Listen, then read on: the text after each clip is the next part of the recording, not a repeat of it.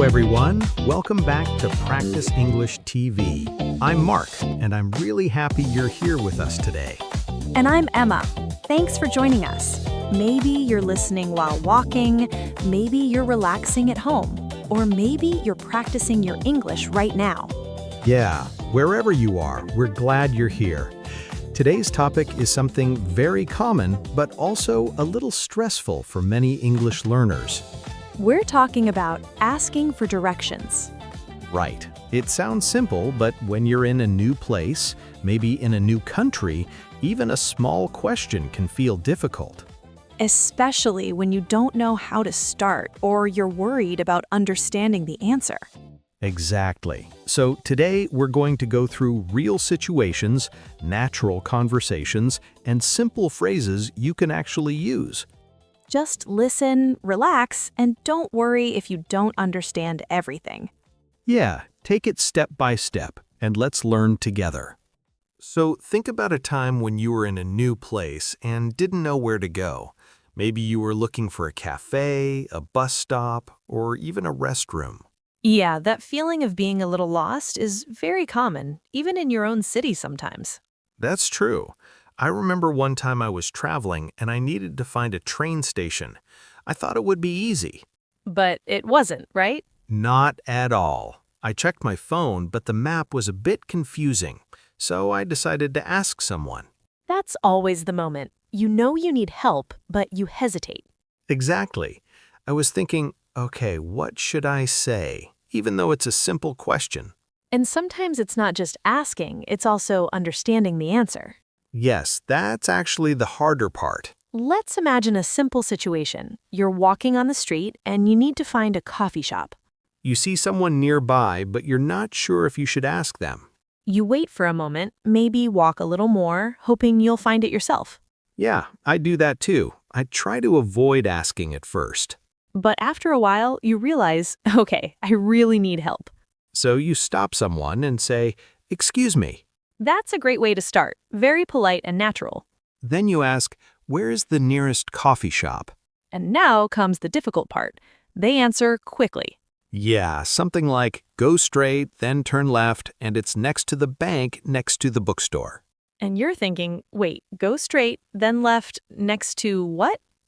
Yeah, your brain is trying to remember everything at the same time. And you're also trying to look confident, like you understand. Exactly. You nod your head and say, "Okay, thank you." Even if you're not 100% sure. Here's another small situation. You're inside a large building, like a mall, and you're trying to find the restroom. You see signs, but they're not very clear.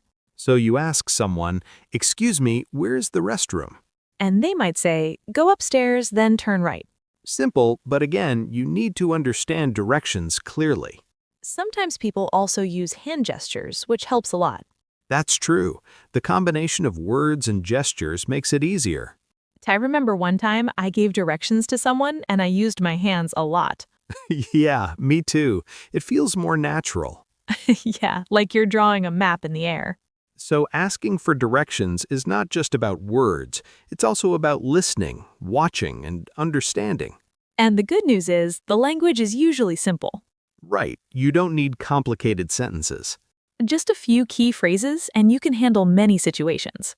And that's what we're going to explore today, step by step. Yeah, so if you've ever felt lost or unsure, this is going to help a lot. You know, asking for directions always sounds easy until you actually have to do it in real life. I had one moment that I still remember very clearly. That already sounds like it didn't go well. Yeah, not really. I was trying to find a small restaurant in a new city. My phone battery was almost dead, so I couldn't use my map anymore. That's the worst timing. Exactly. So I told myself, okay, just ask someone. It's simple. But when I walked up to a stranger, I suddenly felt a bit nervous. Yeah, that moment is very real. You know what to say, but it still feels hard. Right. So I said, "Excuse me, how do I get to this restaurant?" And the person was nice, but they spoke really fast. Oh no, fast directions. Yeah, they said something like, "Go straight, take the second right, and it's across from a park next to a bookstore." That's a lot at once. And here's the problem. I only understood maybe half of it. But I still smiled and said, "Okay, thank you." Of course you did. Yeah, and inside my head I was like, wait, what did they just say? That's such a familiar feeling. So I started walking. I went straight. That part was easy. Then I tried to find the second right. And that's where things get confusing. Exactly. I counted one street, then another, but I wasn't sure if I counted correctly. Yeah, sometimes you start doubting everything. So I just turned anyway, hoping it was right. That's a risky decision. Very risky. And after a few minutes, I realized I was completely lost. Not even close? Not even close. No park, no bookstore, nothing. That's the moment where you stop and think, okay, I need help again. Exactly. And this time, I did something different. I asked another person, but I said, "Can you say that slowly, please?" That's a great change. Yeah, and it helped immediately. The second person spoke more clearly, and I understood everything. So the key wasn't your English, it was asking the right way. Exactly. I had a similar experience once, but on the other side, someone asked me for directions. Oh, that can be stressful too. Yeah, because I wasn't 100% sure myself. They asked, "Excuse me, how do I get to the train station?" And you had to answer right away. Exactly. I paused for a second and said, "I think you go straight, then turn left." I think is doing a lot of work there. Yeah, I was not very confident. And then I added, "It should be on your right." That sounds helpful, but also a little unsure. Exactly. And after they left, I was thinking, I hope that was correct. That's the other side of the situation. Here's another small situation. You're inside a large building, like a mall, and you're trying to find the exit. You see signs, but they're not very clear. So you ask someone, "Excuse me, where is the exit?" And they say, "Go straight, then turn right near the escalator." Simple directions, but if you miss one word, you can go the wrong way. Exactly. That's why listening carefully is so important. And also not pretending you understand when you don't. Yeah, that's a big one.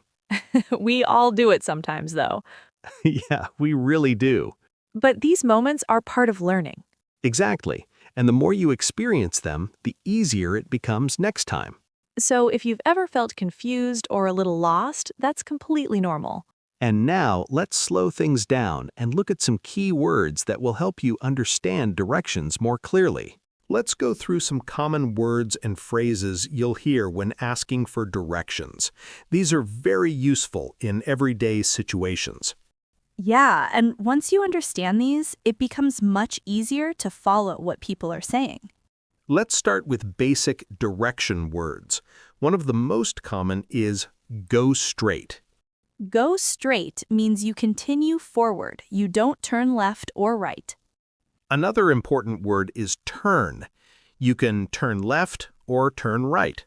So if someone says turn left, you move in that direction. Same idea with turn right. Now, let's look at a small situation. You ask for a place, and someone says, "Go straight and turn right." That means you walk forward first, then make a right turn. Simple, but very important to understand clearly. Another common phrase is on the corner. This means something is located where two streets meet. For example, the cafe is on the corner.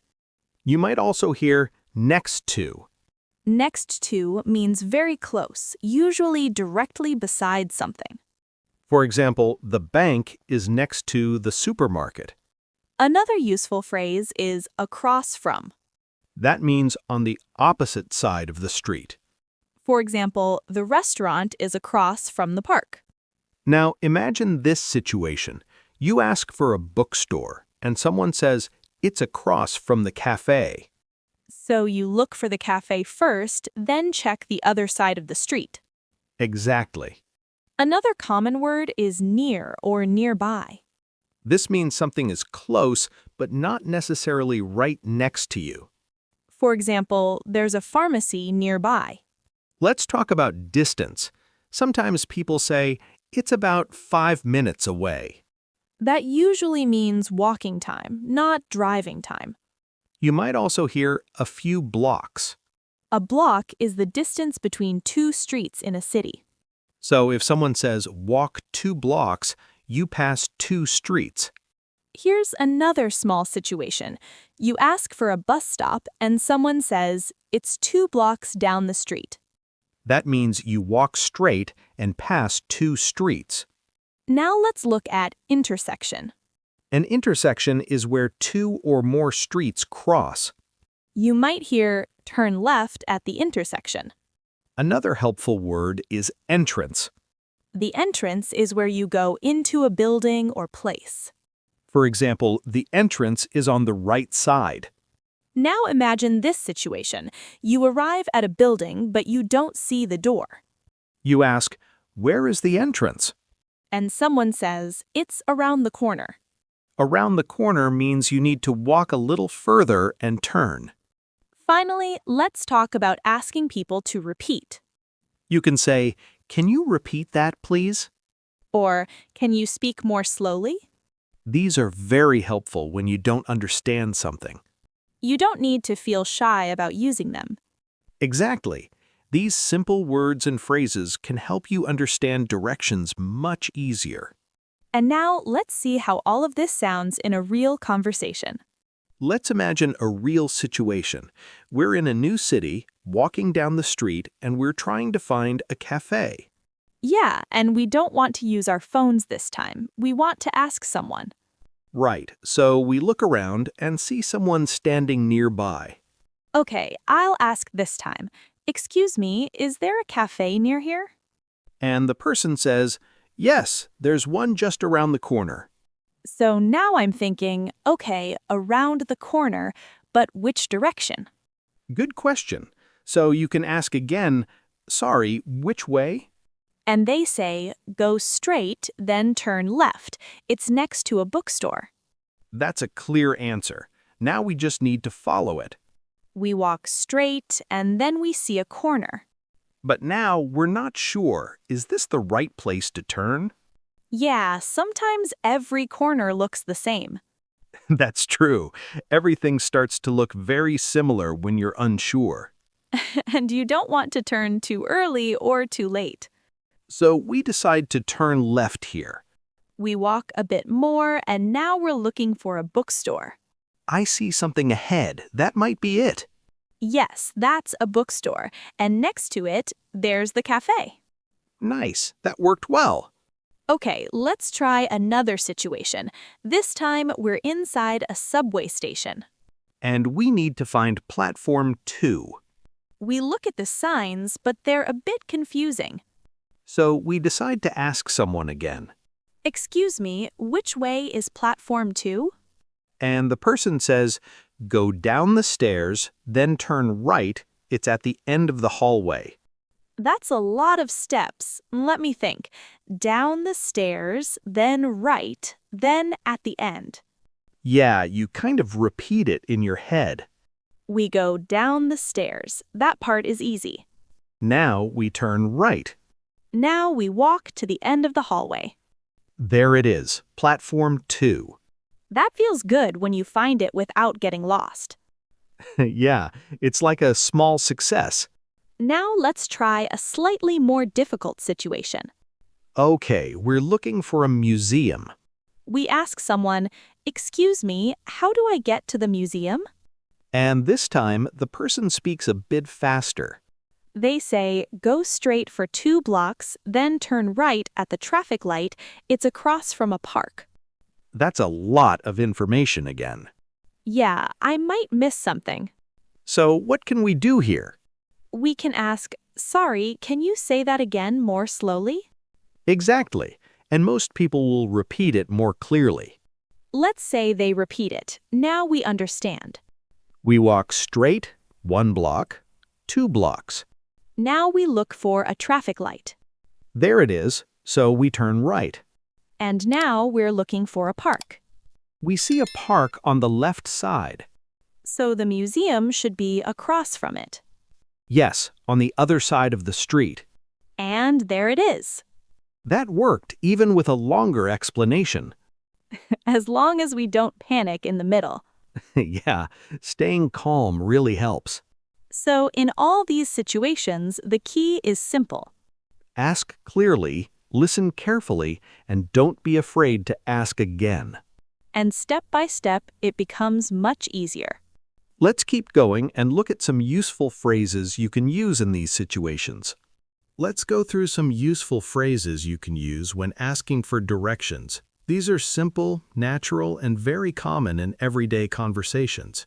Yeah, and once you get used to them, you won't need to think too much when you speak. Let's start with how to begin. A very common and polite way is "excuse me." You can say, "Excuse me, can you help me?" That's a great way to get someone's attention. Or you can go directly to your question. For example, "Excuse me, where is the nearest bus stop?" Another useful version is, "Excuse me, how do I get to the train station?"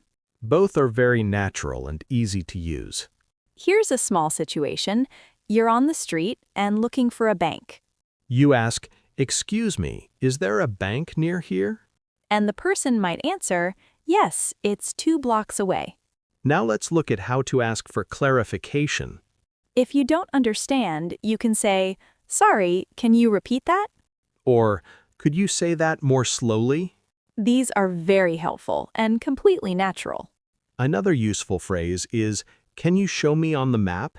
That's great if you have your phone with you. Now imagine this situation. Someone gives you directions, but it's too fast. You can pause and say, "Sorry, I didn't catch that." That gives them a chance to repeat or explain again. Let's talk about checking understanding. You can say, "So I go straight, then turn left." This is very useful. You repeat the directions to make sure you understood correctly. Another example is it far from here?" Or, "How long does it take to walk there?" These questions help you understand distance. Here's another small situation. You're not sure if you're going the right way. You can ask someone, "Am I going the right way?" That's a very natural question. Now let's look at polite responses. When someone helps you, you can say, "Thank you," or "Thank you so much." You can also say, "I really appreciate it." That sounds warm and friendly. Another helpful phrase is, "Sorry to bother you." You can say, "Sorry to bother you, but can you help me?" This makes your request more polite. Now, imagine this situation. You stop someone who looks busy. You say, "Sorry to bother you, but where is the nearest subway station?" That sounds very natural and respectful. Finally, let's talk about simple answers you might give. If someone asks you for directions, you can say, "Go straight," or "Turn left at the corner." Or, "It's next to the bank," or "It's across from the park." Even short answers can be very helpful. The key idea is to keep your language simple and clear. You don't need perfect grammar, you just need to communicate. And the more you practice these phrases, the more natural they will feel. Let's finish with a few simple tips and a question for you to practice. Before we finish today, let's talk about a few simple tips that can really help you feel more confident when asking for directions. Yeah, nothing complicated, just practical things you can use right away. First, try to stay calm. It's very normal to feel a little nervous when you talk to someone in English. Especially if you're in a new place and you really need the information. Exactly. But if you slow down and speak clearly, it already makes a big difference. And remember, you don't need long sentences. Simple questions work very well. For example, "Where is the station?" or "How do I get to the bank?" That's enough. You don't need to make it more complicated. Another helpful tip is to listen for key words. Yeah, you don't have to understand every single word. If you hear "go straight," "turn left," or "next to," that's already a lot of useful information. Here's a small situation. Someone gives you directions, but you only understand part of it. Instead of panicking, you focus on the words you recognize. Then you follow those steps and see if it works. If you're still unsure, you can always ask again. That's a really important point. Asking again is completely okay. You can say, "Sorry, can you repeat that?" Or, "Could you say more slowly?" Most people will understand and try to help you. Another good habit is to confirm what you heard. For example, you can say, "So I go straight, then turn right?" This helps avoid mistakes and gives you more confidence. Here's another situation. You're walking and you think you might be going the wrong way. Instead of continuing and getting more lost, you stop and ask someone nearby. You say, "Excuse me, am I going the right way?" That simple question can save you a lot of time. Another tip is to use your surroundings. Look for signs, landmarks, or familiar places like banks, parks, or stores. These can help you understand directions more easily. And when someone explains something, you can also look where they point. That combination of listening and watching is very helpful. Now let's talk about practice. You don't need to wait until you travel to use this. You can practice in your daily life. For example, when you walk around your city, try to think in English. You can say in your mind, "Go straight, turn left," or "The cafe is on the corner." Or imagine someone asking you for directions and you try to answer in English. That's a great way to build confidence slowly. Now we have a simple question for you.